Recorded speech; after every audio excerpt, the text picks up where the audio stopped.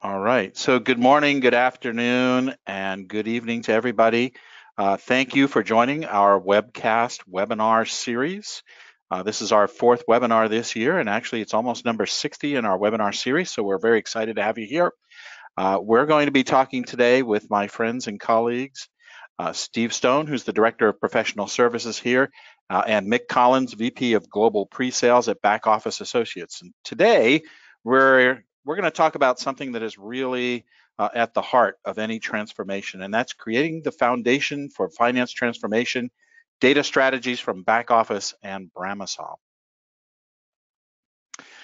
Reminder for housekeeping items, the webinar is being recorded, so anybody who wants to share it throughout their organization, or if you miss it halfway through and want to get on the website and view the whole thing, feel free to do that. You can do that in a number of different ways, as well as ask questions throughout. So here's your opportunity down here is the questions section. Feel free to ask questions throughout the presentation.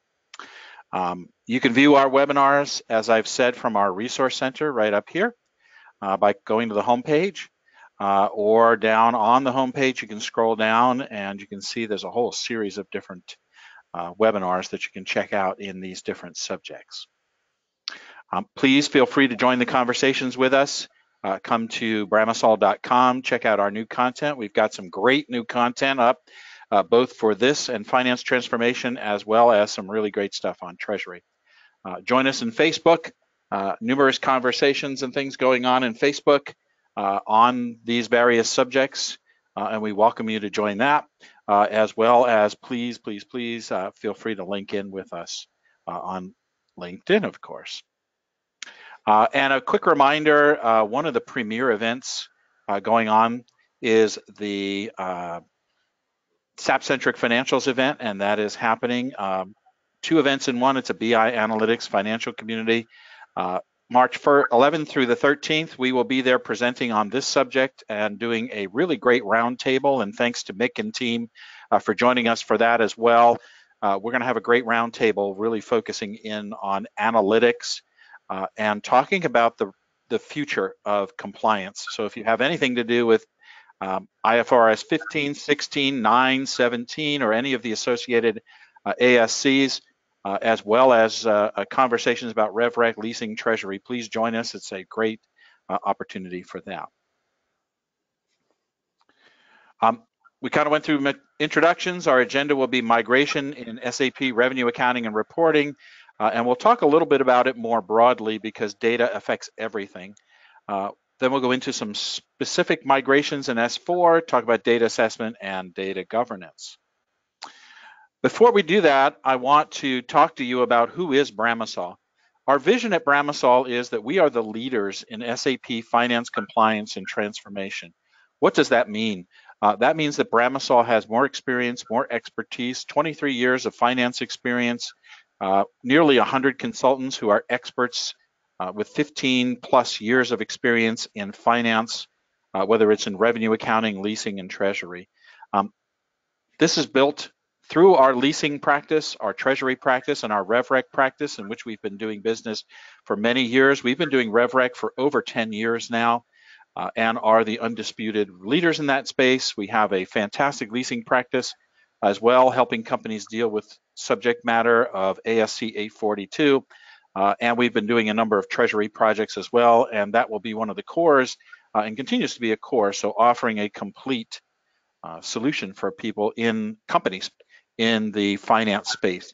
This, of course, is built on a foundation of deep analytics and dashboards. So check out our analytics and dashboards, disclosure reports. We can show you that. There are a number of different webinars for you to join. And then, of course, all of this is built on SAP's Finance Innovation Platform, better known as SAP S/4HANA.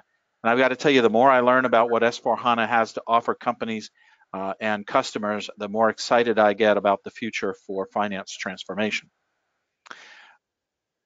So we are the leaders. We have an focus on Office of the CFO, RevRec, leasing, IFRS 9, treasury, over 100 successful compliance projects, 23 plus years of experience in ERP, and we are co-innovation partners with SAP.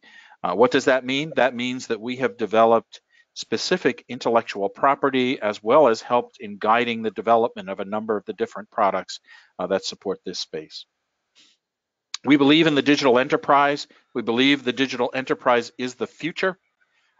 Evolution of the office of the CFO, moving from really plan to forecast, procure to record to report, really into a strategic role. Analytics will drive all of this insight to action, really using underlying insights to help you drive your business. People will make the difference, and then compliance can drive competitive advantage. So with that, I'm going to turn this over. We've talked about, so who the heck is Bramasol? But Mick, tell us a little bit more about who is BackOffice and why should people pay attention? We've been partners with you guys. We chose you guys because of your expertise, but tell the audience a little bit about BackOffice.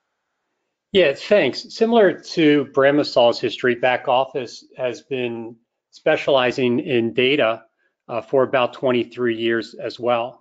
Specifically, we specialize in SAP data. It's central to everything we do, both from creating purpose-built solutions, some of which we'll talk about today, but also our consultants who have a similar number of experience working in data-related projects for SAP, making sure not just that, especially if a customer is doing, say, an S4 implementation, that we can move the data, but that when we do move the data, it's the right data, it meets the business requirement, and it's complete, so it satisfies all the functionality that's intended. In a nutshell, that's who we are. We're a global organization. We have a track record of success. And as we walk through the material today, I'll get into more details of what some of that means. Yeah. So, I believe, Mick, recently you guys were chosen as one of the key strategic partners in SAP's focused effort to help their customers move from ECC to S4HANA, right? That's correct. So SAP is providing guidance out of Waldorf for those S4HANA projects. And depending on the type of S4HANA project the customer plans, SAP has selected BackOffice as the only third party that's in this recommended strategy. Yeah, and the great news is that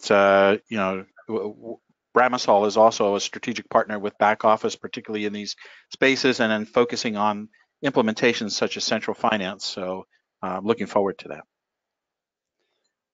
Sure. So I'm going to turn this over to my friend and colleague sitting here in the room with me, Steve Stone. So good morning, Steve.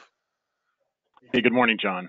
And let me just pick up off here. So we're going to quickly kind of set the stage for Mick to take it away on the data side, but from a project standpoint, and whether it is, in this case, RER as an example, or leasing, or treasury in terms of banking and cash management, data plays a critical role. And we're seeing that in each of the projects, each of our implementations, as we go in and the client says, oh, our data is great. And as we step through the projects, it either proves out the statement is correct, or it proves out that the client is great under their definition of, or their maturity of, data management.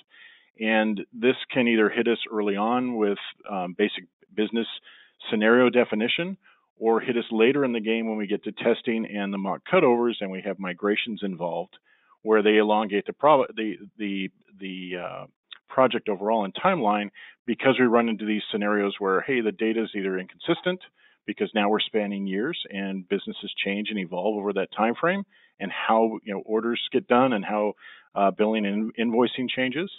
So we have to accommodate that, and that accommodation can either be done from a manual standpoint or through an automated fashion. And for some clients, that is, many hundreds of thousands of records that need to be touched. And that's just why it's in the little quadrant off on the right there for RER. But again, it does touch leasing and it touches treasury as well. If we transition over and take a broader look at clients that are now considering moving from ECC to S4 and SAP, it just magnifies it, because now we're dealing with master data that may or may not be being consolidated from multiple. You can go to the next slide, John. Sorry about that. Whoops. There you go. Whether we're, fundamentally lifting ECC or converting an ECC into the S4 arena. Well, that's master data that's coming over from a legacy system. It may be consolidated within the legacy platform. It may be separated or distributed across the organization. And the organization may be defining its own new greenfield approach where, okay, we're going to redefine our business practices from step one. Okay, well, we could wait and revisit data at a later point, which is probably not the correct way to go based upon what we've seen, but start it out of the gate and maintain those controls and the management out of the gate. Where we have other systems where we're bringing legacy to new definitions, that mapping, that conversion, that transformation, it's one thing to do it at a single point in time for the project, but it's what happens after the project? How do we manage this going forward? How do we integrate the business to these decisions and the business model that we're defining within these platforms to enable the business really matches the business vernacular, and that the data means a certain thing and it's being applied and really represents the business in the real world. So those are the challenges that you're going to hear Mick speak to as we move forward. They are real and very on a day-to-day basis here at Bramasol. Yeah, and Steve, you make a great point, and I know you and I share a couple of different projects in particular, and we watch the data, but I think it's as much about not only the data. I think people look at it from the perspective of existing data. So let's take a look at all my existing data, when the reality is also, in many of these cases, whether it's revenue accounting, RevRec, ASC 606, or it's leasing where you have ASC 842, there's a ton of data that we never even managed before. And it's thinking about, and I know Mick's going to talk a bit about this, it's thinking about how am I going to manage that data, because I've never managed it before. I've never thought about it. And the more that data drives my machine learning tools, it drives my analytics, it drives everything. It's so important to have this right. So, you're spot on. So with that, I guess, Mick, you're up. Yeah, thanks. So as you're considering these projects, one of the great ways to get started is to establish a baseline. I had the opportunity to attend one of the Gartner summits just a couple years ago. And in the opening keynote, the Gartner analysts recommended that anytime you start an initiative, such as we're talking about today, that has data as a component, you really need to establish a baseline of what's the complexity of that data, what's the size of that data, how does the current quality influence your project? And that's what we do with the data assessment. It's a short-term engagement that gives you the opportunity to establish that baseline, to evaluate whether or not the data you have today is meeting not just your standards, but your intended functionality as you move into new capabilities. The baseline is going to help you create awareness within your organization. It also can help you build a business case.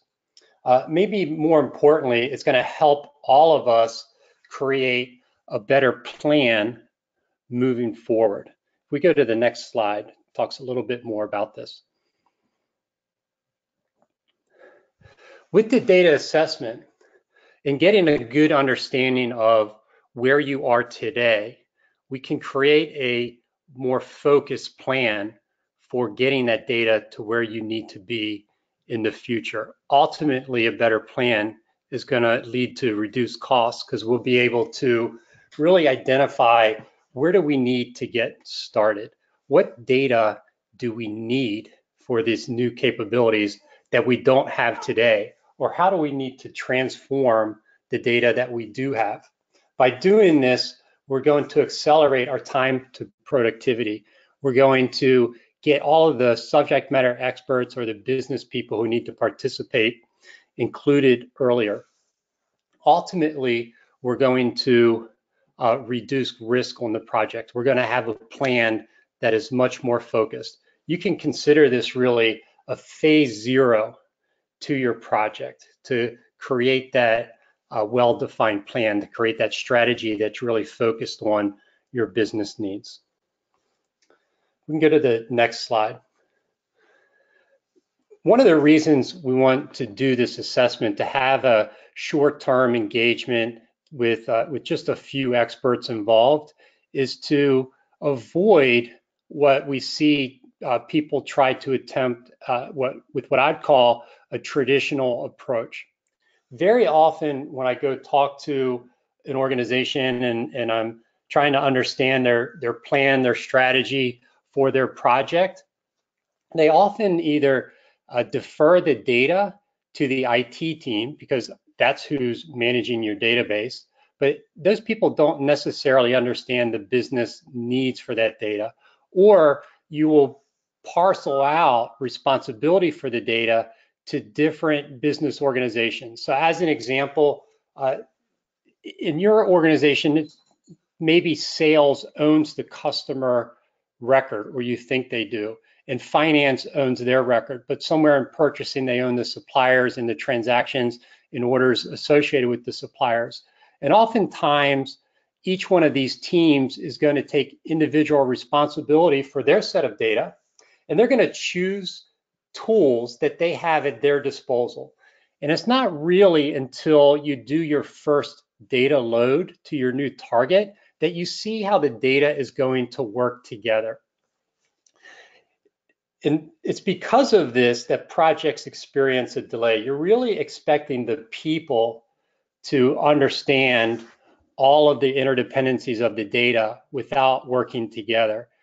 This approach also leads to delays because of the lack of communication that we have across teams. So naturally, we want to avoid this. We don't want people to have to informally manage the project. We don't want to wait until we can load data to understand how it's going to work together.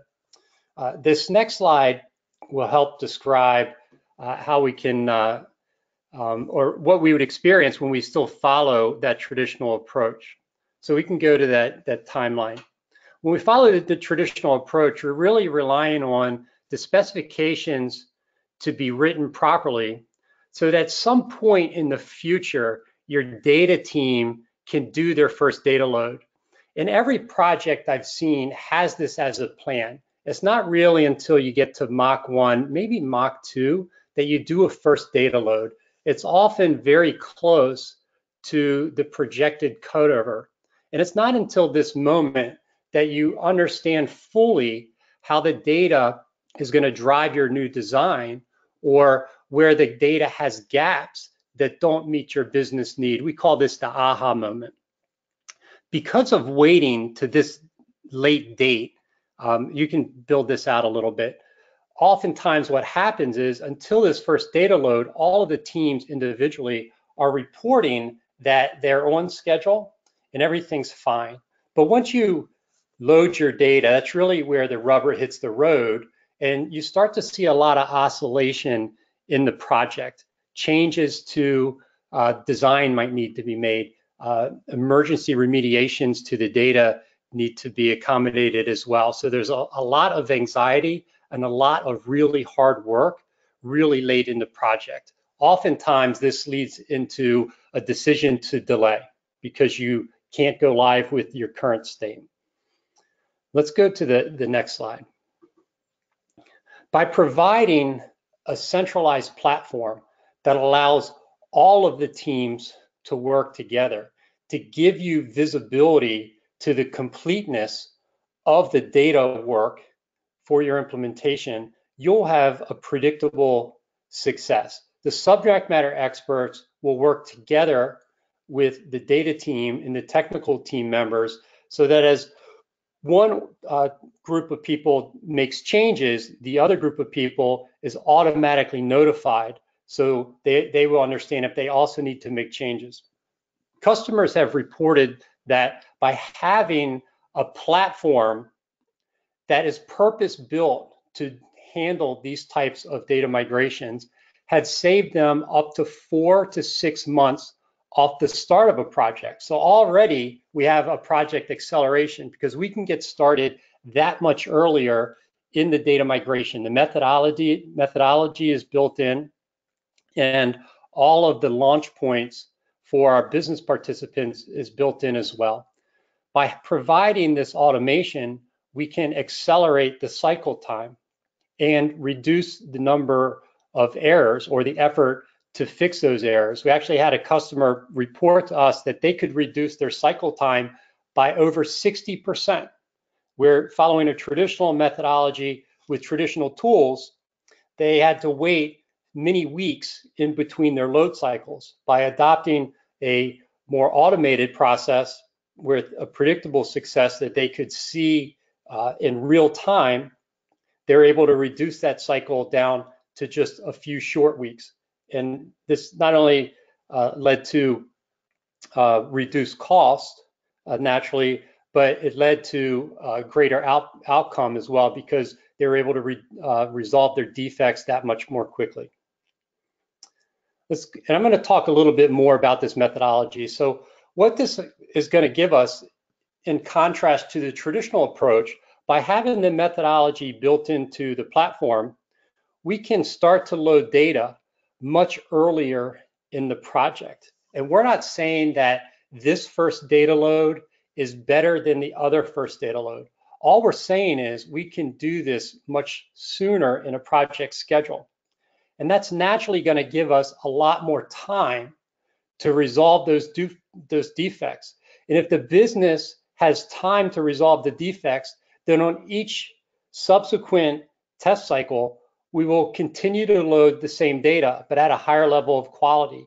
So that naturally, by the time you get to go live, the data is going to be at a very high level of quality. We've had customers report up to 99.9% quality data for many millions of records, by the way. But your users are going to be able to go through their acceptance testing with real data. They'll get a better understanding of how this solution is going to support them and their day-to-day requirements. So it's going to help with change management as well. By having a good understanding of how the system is going to work with the real data earlier in the project, you're also going to avoid those costly delays. So the load early, load often strategy is going to certainly reduce the risk, and it's going to reduce the cost. Sometimes we've had customers report to us that their go live actually was quite boring, right? Which is what you want it to be. You want to be able to, with confidence, cut over to your new solution. Let's go to the next slide. So if we reconsider that rate of change, we're very late in the project. We saw all the changes come in and create a lot of anxiety in the project. By following the load early, load often, and this builds out, we're going to move that rate of change to much earlier in the project. So if you were to look at these two graphs, if you were to flip one over top of the other, you would see that there's no more change in one versus the other. It's just in the load early, load often strategy, we can deal with that change earlier in the project. So as we get through our mock testing and our user acceptance testing, the rate of change has really settled down. All the excitement in the project is in the past, and we can now go live with confidence. Let's go to the next slide. And this really gets into the details of that platform and the methodology. So you can see, and this builds out just a little bit, so let's go ahead and bring those in.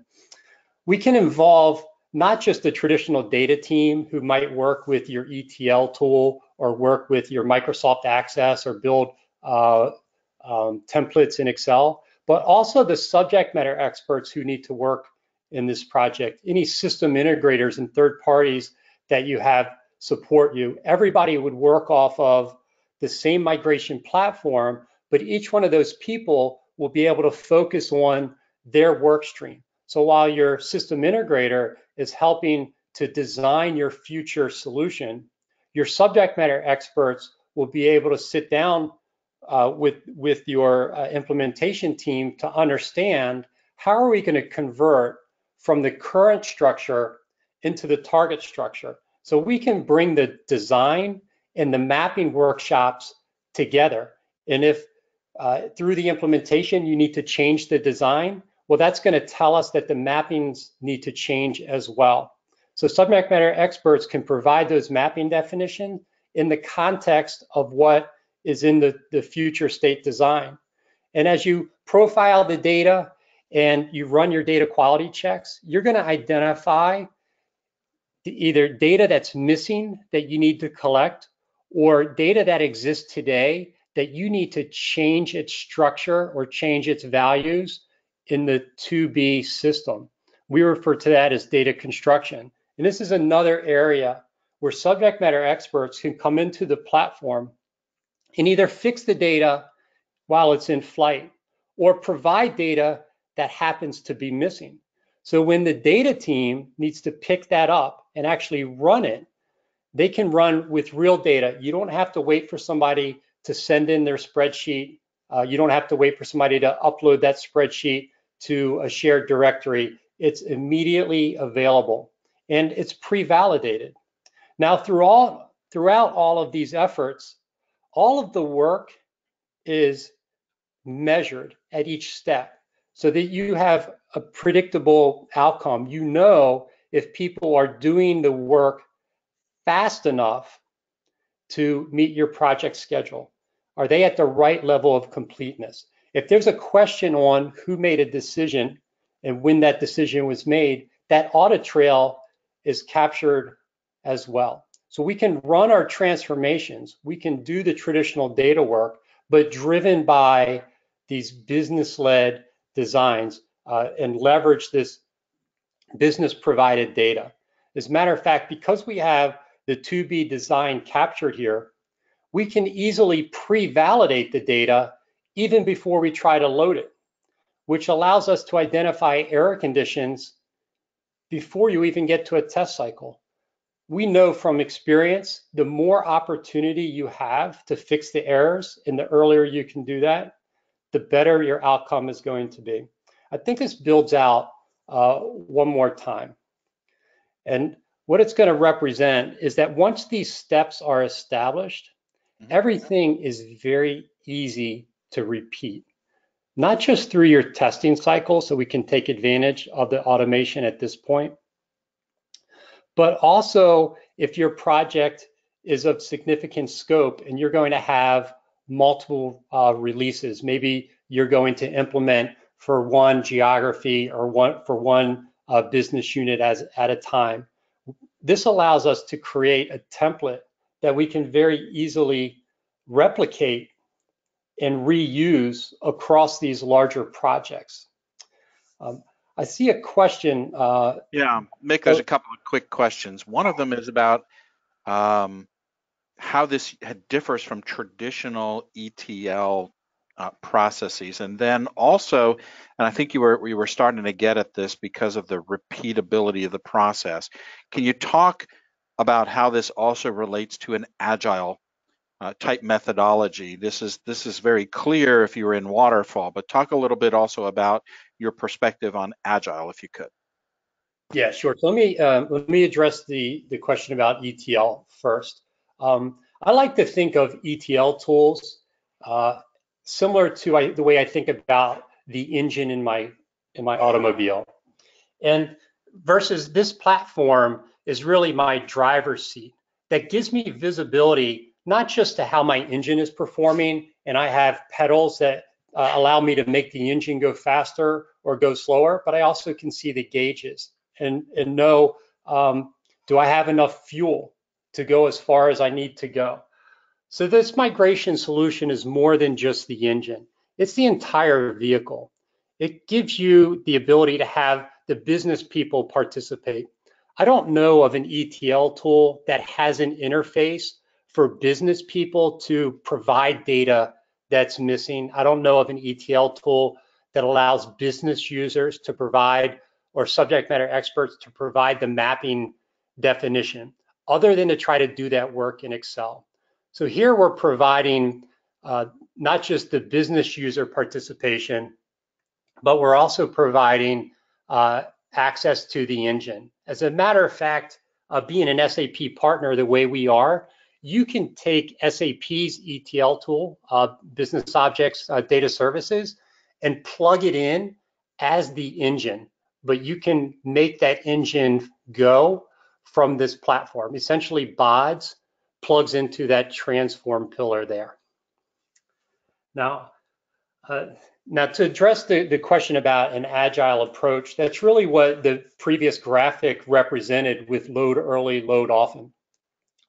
And this represents it as well, because we can capture the design here in the platform. As a matter of fact, we can read design work, we can read implementation work out of the SAP target. So as you continue to implement SAP, we can read those changes in to here. It allows us to pre-validate the data based on the current state of the implementation so that we can load to the current state. So now we can treat data in an agile methodology as opposed to making data follow that traditional waterfall approach. So hopefully that answers that question. Yeah, and that's one of the things, you know, when we first talked that I really loved about what you guys do. So great. Yeah, thanks. I love it as well. It's one of the powers of the solution. So just in the interest of time here, I'm going to continue through some of the next slides.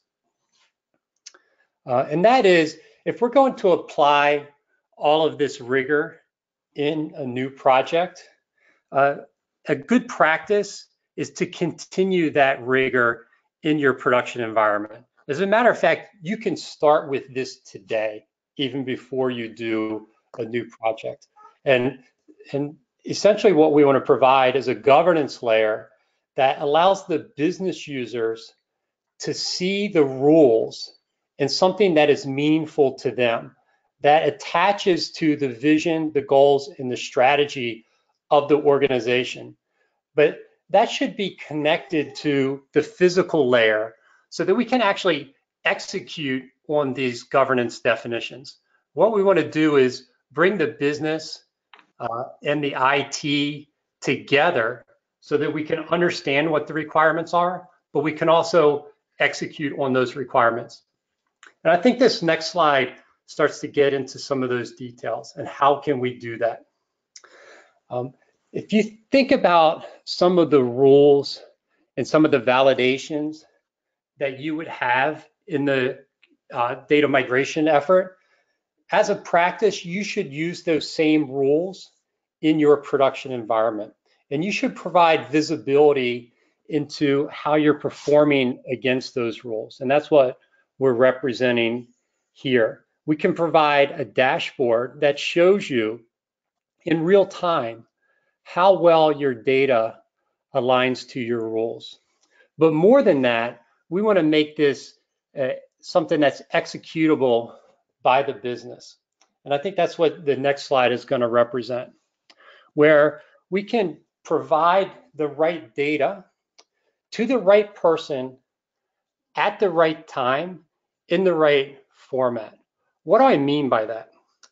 Oftentimes, when I go talk to a customer, they would have their master data management team or their data stewardship organization, or maybe it's just somebody in IT or somebody in the business who periodically runs reports. They might run some about queries or something like that. But those reports are very broad. They're not specific to any individuals. They're not necessarily specific to any teams within the business.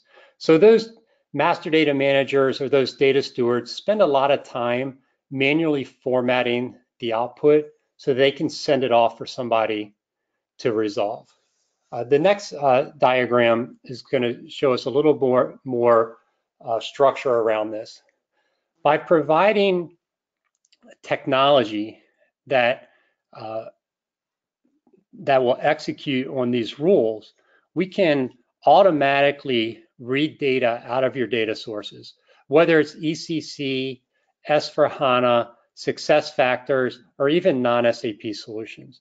We can score how your data is performing today, and this is typically what your data stewards would do. But more than that, and this builds out, we can assign business users, either individuals or by group, access to specific rules or sets of rules. And when we do that, we can provide assign filters to those individuals or to those groups. So the data steward would see the global results. You would see how well your data aligns with your business requirements across all organizations. But the individuals will only receive the data that belongs to them, both rows and columns. So it's very personal to them. We know from experience that if somebody receives a report that is mostly not their data, they're mostly going to ignore it. But if they receive a report that is all of their data, that tells them exactly what's wrong with it, they are highly likely to go fix it. Now, the easiest step at this point is to have those individuals or those people log in to the system of record and fix it. Very easy to do that. Now, when we send these results out, we also want to keep metrics at that granular level so that we can go from the high global view all the way down to the local view. Oftentimes, though, it's not enough to ask people to log back into the system of record and make the corrections. You want to provide templates that allow these people to make mass changes to the data external to the environment. If I can send you a report of records that are incorrect and tell you why they're incorrect, you might and very likely would want to just be able to fix that report and send it back to me. And that's what these templates provide. It allows you to change the data external to the system of record, apply the same validations, because we want to make sure that you fix the error we told you about, but also you don't introduce a new error. We can take this through an approval process if that's needed within an organization, and then appropriately post it back to that system of record. And throughout this process, always maintaining an audit trail, because we need to make sure that we meet compliance and that we satisfy the auditors. We refer to this as closed loop remediation. Mick, there's a question here. We're currently planning their RFP for future S4 HANA program and want to understand when the data assessment should occur in this process. And of course, I'm ready to type in the answer saying, boy, you might want to do that before you even do your RFP, but maybe you can talk for a moment about some of your experience. Yeah, so the data assessment that we do, we actually have a very flexible model because customers have different reasons of why they want to run it. And then they want to use a data assessment because they're planning a governance effort or they're planning a new implementation. And this flexible model allows you to incorporate a data assessment into your plans at the right point of a timeline. It seems like with this question, they might want to do a data assessment pretty early on because it would influence what they want to put in their RFP. It's going to give them better insight into where they are today. Yeah, and in fact, you know, we as Bramasol have been starting to incorporate, because we looked at your assessment and the assessment process. It's really part of our projects very, very early on, whether it's before you do an RFP, which we'd recommend, but even before kicking off a real project, you often want to do this. And I think, Steve, maybe you can comment on this as well. Prior, you know, as you're doing the blueprint or prior to the blueprint, because it can guide that process. Any thoughts on that, Steve? Well, I think as Mick highlighted early on, if data like reporting is often left too late in the game, and even though it's brought up in early discussions around blueprint, around requirement sets, it for whatever reason falls to the wayside until people get serious about it, or until we do that first cutover and it becomes a problem. And you know that, so I think with respect to an RFP, with respect to planning for a project, either for a specific targeted financial project or a broader transformational project, you know, understanding where you're coming from, understanding your kind of your maturity outside of the organization. So it's one thing to, hey, we work in these systems every day. We know the skeletons and we overcome them on a day-to-day basis. But purely where we are in the bigger, you know, in the bigger landscape, in the real world compared to other clients or other companies within the industry, it's important to put that benchmark in and understand from a maturity standpoint where you are on the data management scale or data governance scale. And then from there, setting your goals and objectives and aspirations as you move forward with a project so you don't have any discovery or surprises. Again, we want to mitigate the risk over time, and by dealing with this or identifying this or quantifying it early on, you get off to a great start.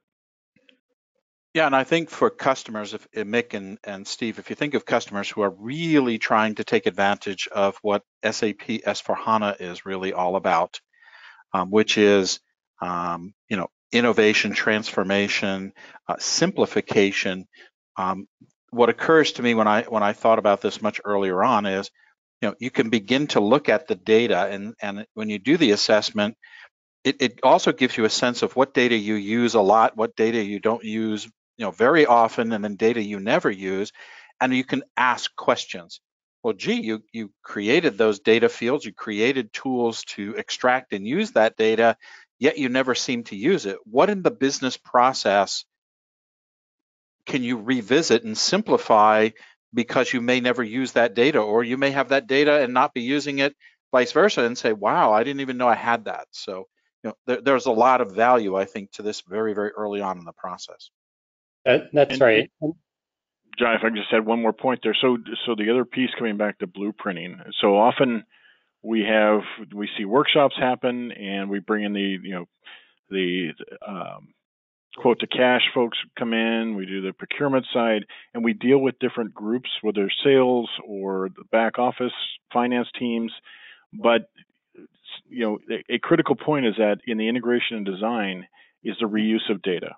So whether that's user interface, whether it's standard process definition, whether it is at a detailed enough level to understand where data is being entered, what the controls are around that data, and how it will be maintained over its life cycle. Those are the critical points that we see again and again in projects, and hopefully we can get ahead of the game before we're behind the game.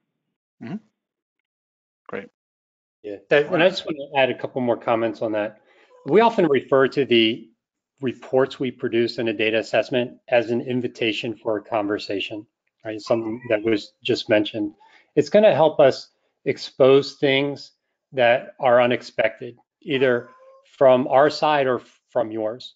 When we do these assessments, we come in with this platform we've been talking about, pre-configured with thousands of reports of what we think your data should look like. Now, those thousands of reports are spread across all of the major objects and are used for different industries. So we'll take the right subset, for the engagement.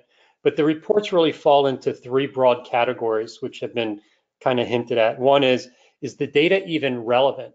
That means, what data are you still using and what data are you no longer using? And we actually use the transactional information to inform that. So we look at the documents, we look at the transactions, it tells us what data has been used recently. And in the definition of recent is time bound, but we adjust that for the customer. So it might be as recent as has to have been done in the last 3 months, or it might be that we can go back 5 years. We adjust that time period. Of the relevant data, we want to know, is it ready for your business? Is it complete enough to satisfy all of your requirements? And then if we know some information about your to-be solution, we'll be able to check, is the data ready for that as well? Is it technically ready for us to move forward? What gaps do we need to close? All right. Let's move on. Yes, let's just move on. So just to summarize the back office solution, you can see from some of the screenshots in the conversation that we're going to increase your visibility into your not just your current data, but also the completeness of all of the work streams, right? So as owning the project, you will know if people are on task and if the data is getting to the right level that you need it to be to meet your timeline. By providing this automation, by allowing you to get the 4 to 6 week, 4 to 6 month head start, by reducing your cycle time, we're naturally going to reduce costs. I mean, time is money. It's really easy calculation. But because of the automation, we've also reduced the effort that people need to put into it. This combination of reduced effort and compressed timeline allows you to accelerate your schedules. The automation also allows you to do more work at one time. So if you have a larger project and you're planning a multi-release strategy, you might be able to consolidate some of those releases and allow you to go forward. The assessment is going to give you insight into whether that's possible, and then the visibility that you have during the project is going to let you know if the different work streams are ready to cut over or if they're not. And this ultimately is going to build more trust in the solution. You're going to have trust through your test cycles, and you're also going to build more trust in the user community as they see the system performing with their real data. So with that, I want to hand it back to the team. Hopefully everybody sees how this solution can help them make them more successful. Yeah, Mick, thank you so much. And I know that, we brought you guys in and we bring you into projects because we do see a huge amount of value in the back office solution. Let's see, there's another question. With respect to compliance and traceability from our auditor, how can the solution help demonstrate how our program has been executed? That's whoever that is, thank you for that question, because that's exactly what I was thinking myself. So Mick, maybe you can talk for a minute about the logging capabilities, the traceability, and a lot of the work that terrific work you guys done in that space. Yeah, the platform itself has compliance basically built in. So it allows us to define what the project looks like. So we set up our work streams. You assign ownership for the work streams. You can assign expected due dates. So you set your project milestones. And then as individuals provide their input, either providing the mapping definitions in the mapping workshops or adding to data because it's missing, all of those activities are tracked.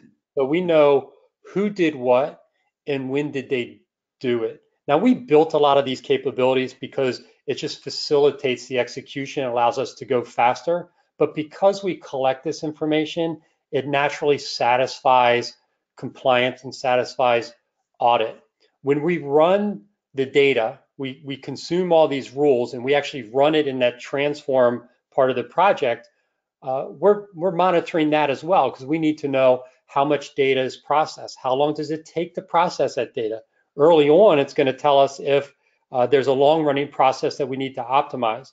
But we also want to use those metrics to establish how much time do we need on cutover. So all of these metrics, all this audit trail that's collected satisfies compliance, and we actually can automatically produce the audit trail and documentations that you use to satisfy those requirements for you. Sure, and we talked a lot about a project perspective, but that's also true, Mick, if I remember correctly, of the data governance ongoing models where you have tools that allow an ability to extract and look at the data and trace it back, so that when you do have an audit, let's say that somebody says they're running RAR and they say, here's how I've decided on variable consideration, or here's how I've decided on holdbacks, or using things like performance bonuses, consumption models, forecast true-ups, and how you might hold back and then execute that. There's all ways to make sure that the data is traceable back and who's had access and usability to it, right?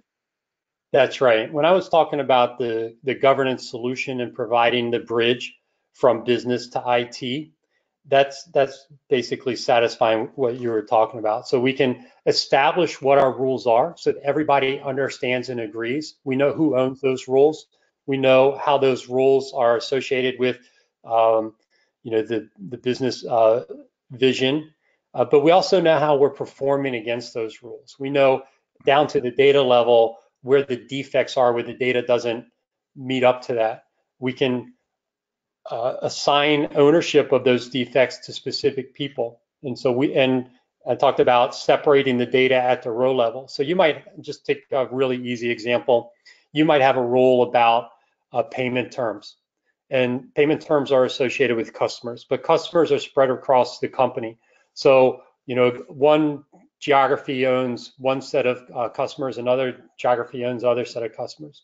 Well, if you have invalid payment terms that have been assigned, as a business, you decided you wanted to no longer using specific terms that were already out there. You can have a global rule and you run it and you know how many customer records have been set up improperly. But when I send those records out, I'm going to only send the customers to the people who own those customers. I'm going to keep track of those metrics as well. So you'll have that level of granularity.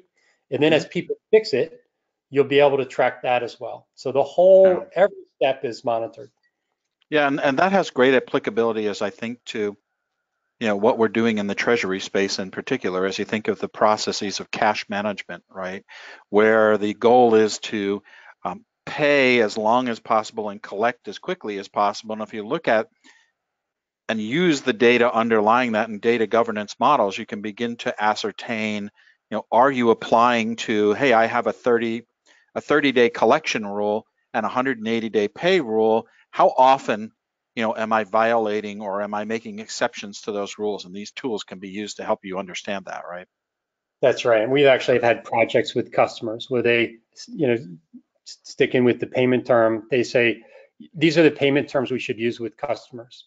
And then we find that they're not actually using those. But then we also find that people are overriding that term in the transaction. And so even though they set it up as a default, people are changing it, and that affects cash flow. Yeah. All right. Well, thanks. Hey, we're getting to the top of the hour, so I'm going to wrap up real quick. And Mick, thank you so much. Steve, thank you so much. I know Steve and both you and Mick are involved in so many different things. So thanks for stepping out for an hour, and of course all the prep that you guys did on this. So I truly appreciate that. And as I think about what we've heard today, and recently I was reading an article out there, whether it's by McKinsey, Bain, or EY or somebody. There's really 4 forces disrupting the world of the CFO, and number 1 is digital. And this certainly applies to that space. And if you think of how to use, manage, and access those digital technologies for the future, whether it's machine learning, smart technologies, or analytics, governance and data underlie all of that. And of course, data is the other one. You want to be making decisions on sound data with sound data processes. Managing risk and uncertainty, whether it has to do with data risk and securing your data, and understanding and managing your data, here's another place for that. And finally, stakeholder scrutiny and regulation. When you think of regulation, we think of all of the proliferations. Bramasol has developed tools for disclosures and analytics for leasing and RevRec and now treasury. Again, all the disclosures in the world and all the disclosure abstracts in the world are great, but if the underlying data and data processes aren't correct, bad data in, bad data out, as they say. So Mick, again, thank you very much for everything. Ladies and gentlemen, thank you all for joining. I saw that all of you hung in there pretty much for the whole time, and I thank you for that. Look forward to our next sets of webinars. And again, if you're able to join us at Insider, SAP Insider, the week of March 18th, or SAP SAP-Centric Financials, the week of the 11th in Dallas, please do that and come to learn more about the partnership between us and BackOffice. So everybody have a great day. Thank you very much, and we'll talk soon. Bye-bye.